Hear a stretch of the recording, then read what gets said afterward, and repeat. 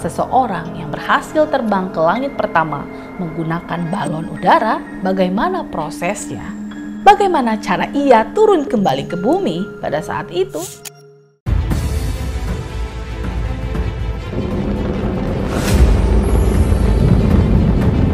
Impact chill has begun. T+2 vehicle supersonic. Altitude 32 kilometers. Speed 1 kilometer per second. Downrange distance 13 kilometers. Vehicles reach maximum aerodynamic.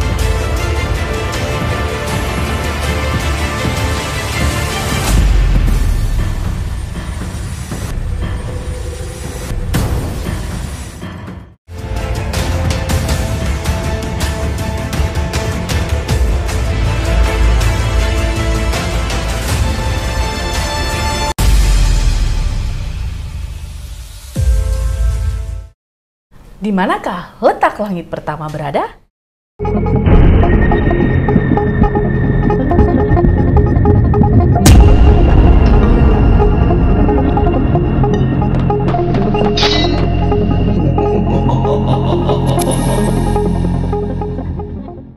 Kita sering mendengar, bahkan yang manusia ketahui hingga hari ini, bahwa langit memiliki 7 lapisan. Bagaimana hal ini menurut sains dan ilmu pengetahuan? Dan kalaupun benar bahwa langit memiliki 7 lapisan, lalu di manakah letak langit pertama berada? Dan yang paling penting, apakah ada manusia yang pernah ke langit pertama? Tunggu dulu. Sebelum kita mulai lebih jauh mengenai pembahasan kali ini, support channel aku dulu ya dengan cara like, comment, dan subscribe. Para astronom Inggris mengungkapkan bahwa pertama kali mereka menemukan penelitiannya tentang langit pertama.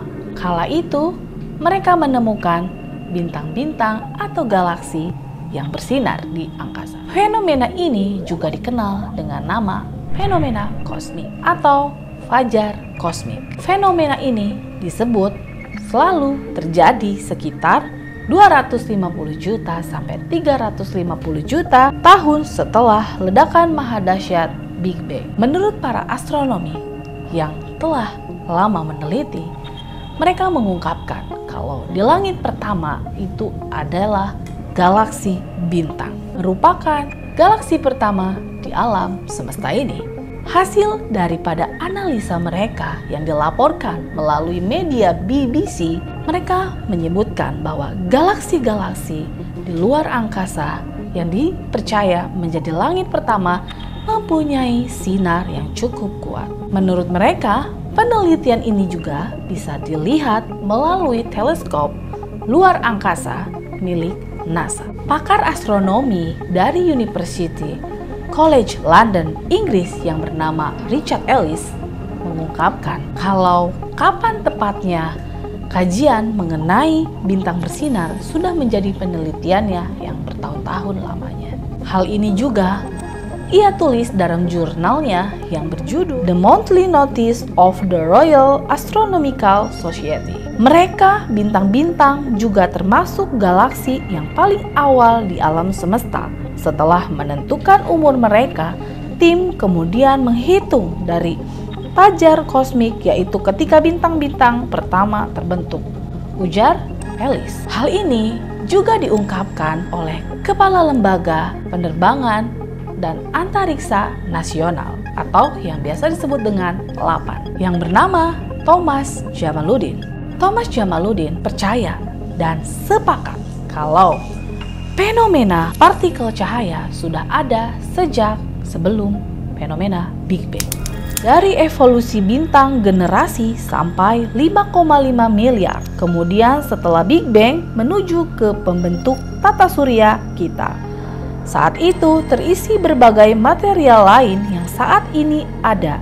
Ada besi kalsium, itu juga yang menjadi materi tata surya. Secara umum, bahan baku ini menjadi pembentuk bintang saat ini. Jadi, kesimpulannya, apakah bintang-bintang dan galaksi-galaksi tersebut yang dimaksud ke dalam langit pertama menurut sains dan ilmu pengetahuan?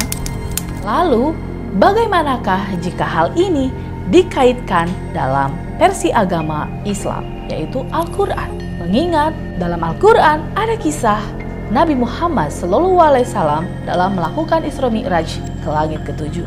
Rupanya fenomena lapisan langit ke-7 ini diceritakan dalam surat Quran surah Al-Mulk ayat 3. Dalam surah Al-Mulk ayat 3 itu menerangkan jika Allah Subhanahu wa Ta'ala telah menciptakan langit secara bertingkat. Tidak ada tiang penyangga dan tali temali yang mengikatnya. Tiap langit akan menempati ruangan yang telah ditentukan. Yang menciptakan 7 langit berlapis-lapis, tidak akan kamu lihat sesuatu yang tidak seimbang pada ciptaan Tuhan yang Maha Pengasih. Maka lihatlah sekali lagi, adakah kamu lihat sesuatu yang cacat?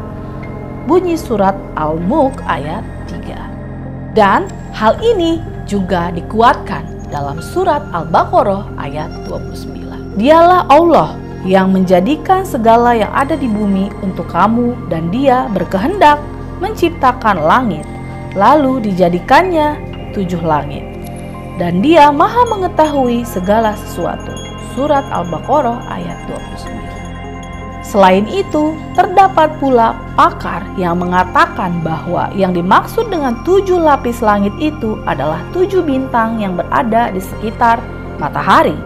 Meski begitu, ada juga musafir yang menjelaskan jika makna dari kata tersebut masih menjadi rahasia Allah Subhanahu wa Ta'ala dan belum diketahui pasti oleh segenap umat manusia. Lalu, apakah hal ini berkaitan dengan peristiwa Nabi Muhammad SAW dalam melakukan Isra Mi'rajnya? Mari kita cari tahu. Isra Mi'raj merupakan salah satu peristiwa penting yang dialami oleh Nabi Muhammad SAW. Peristiwa ini menjadi salah satu bukti kebesaran Allah Subhanahu wa Ta'ala.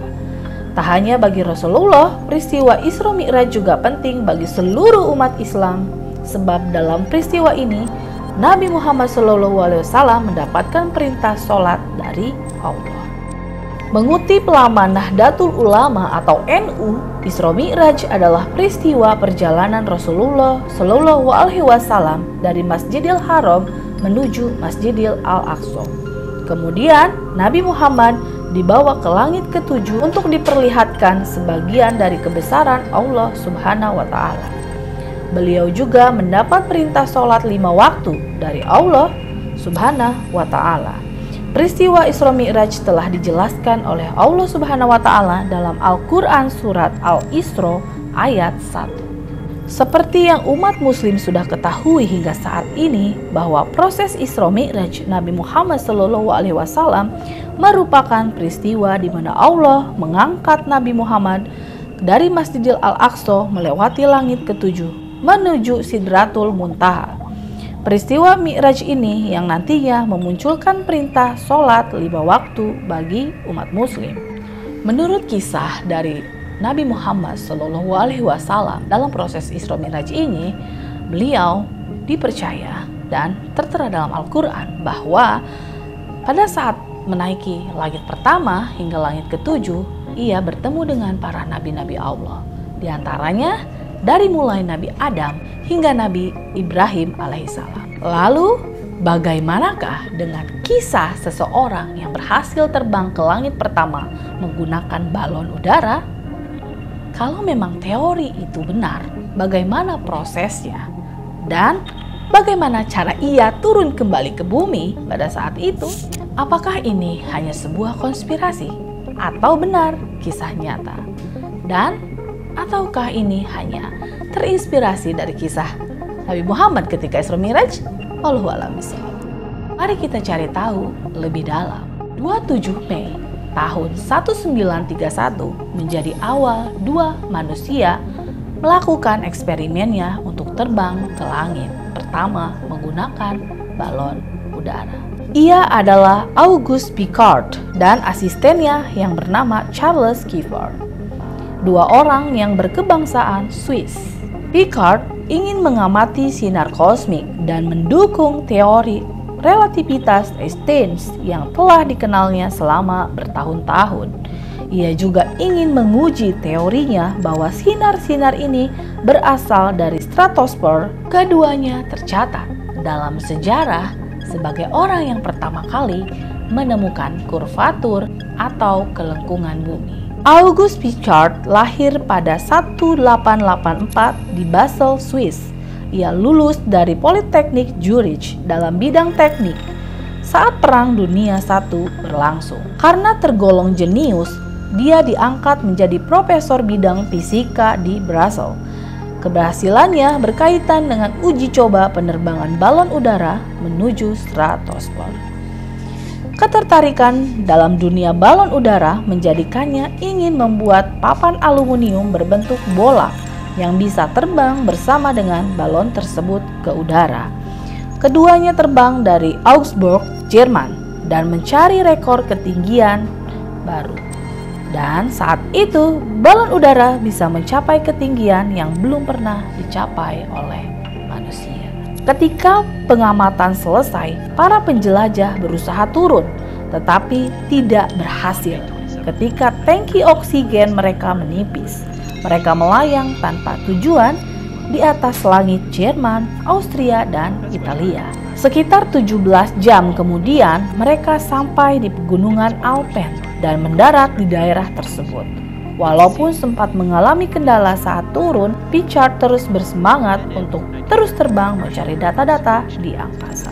Berarti benar ya kalau Pichard ini berhasil menembus langit pertama atau stratosfer. Lalu bagaimanakah cara ia turun kembali ke bumi hingga tepat sekali mendarat di pegunungan Alpen?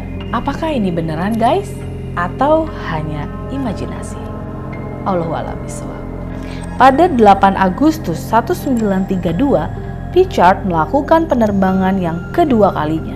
Kali ini ia bersama Max Schorns. Dia terbang menggunakan balon setinggi 16.200 meter. Keberhasilan ini melampaui pencapaian sebelumnya.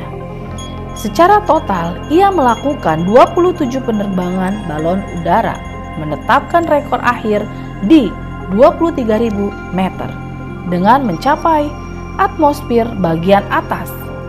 August Pichard mungkin juga bisa disebut sebagai astronot pertama. Beberapa orang dan ilmuwan berpendapat bahwa stratosfer adalah bagian dari langit pertama. Wow, berarti kalau gitu Pichard berhasil dong ya ke langit pertama saat itu. Rupanya Pichard ini adalah seseorang yang sangat amat jenius guys. Pertama, ia berhasil melakukan penerbangan dengan balon udara hingga menembus stratosfer. Kemudian ada hal yang tidak kalah menakjubkan guys. Ia juga berhasil menyelam di Palung Mariana. Ia membuat kendaraan yang lebih modern yang disebut dengan Bathyscaphe. Alat ini sejenis kapal selam. Pekerjaan dimulai dari tahun 1937, tetapi terganggu oleh Perang Dunia Kedua. Kapal itu akhirnya selesai pada tahun 1948. Pada 30 September 1953, keduanya mencetak rekor selam dengan kedalaman 3.150 meter di Laut Tyrrhenian, Italia. Oke guys, jadi kesimpulannya, di manakah letak langit pertama berada? Apakah kalian lebih percaya mengenai langit pertama itu adalah di galaksi bersama dengan bintang-bintang sesuai dengan ilmu sains dan ilmu pengetahuan yang kita ketahui, atau lebih percaya dengan teori konspirasi dari Pichard ini yang mengatakan kalau langit pertama ada di stratosfer paling atas? Oke guys, cukup sampai di sini dulu mengenai pembahasan kali ini. Kurang lebihnya aku mohon maaf ya guys. Jangan lupa untuk like, komen, dan subscribe. Oke, see you, bye-bye.